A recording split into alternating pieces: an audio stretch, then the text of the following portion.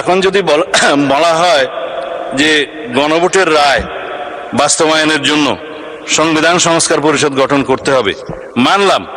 আমরা নির্বাচিত হয়েছি সাংবিধানিক ভোটে। নির্বাচন কমিশনের দুইটাই এখতিয়ার, একটা হচ্ছে জাতীয় সংসদের নির্বাচন অনুষ্ঠান করা, আর একটা হচ্ছে রাষ্ট্রপতির নির্বাচন অনুষ্ঠান করা। এটা হচ্ছে কনস্টিটিউশনাল ম্যান্ডেট, যেটা নির্বাচন কমিশন পালন করতে বাধ্য। কিন্তু আরেকটা আইন হয়েছে গণভোটের জন্য, এটা আমরাও প্রস্তাব করেছিলাম, যেহেতু আইনি ভিত্তি চেয়েছেন সবাই জুলাই জাতীয় সনদের, যে জনগণ কি বলে আমরা দেখি।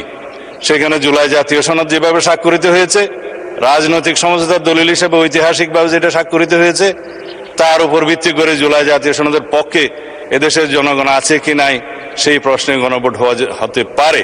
এবং সেটা একদিনে হবে না, 2 দিনে হবে, সেই বাহাস অনেকদিন হয়েছে, অতঃপর একদিনে অনুষ্ঠিত হয়েছে।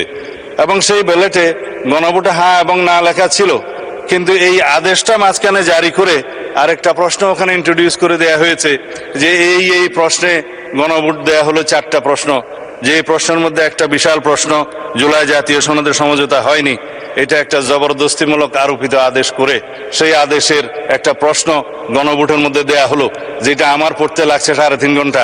জনগণ সেটা পড়ে হ্যাঁ এবং না দিয়েছে কিনা আমি জানি না। তবে 4টা ভোট, 4টা প্রশ্ন, সেই প্রশ্নের মধ্যে একটা অ্যান্সার দিতে বলা হয়েছে, আইদার হ্যাঁ অথবা না বলুন। কিন্তু 4টা ভোটে তো 4টা প্রশ্ন থাকা উচিত ছিল, যে আমরা কোন কোন প্রশ্নে হ্যাঁ বলবো, কোন কোন প্রশ্নে না বলবো, সেই অপশনও ছিল না। আমি সেই লম্বা বাহাসে যাচ্ছি না।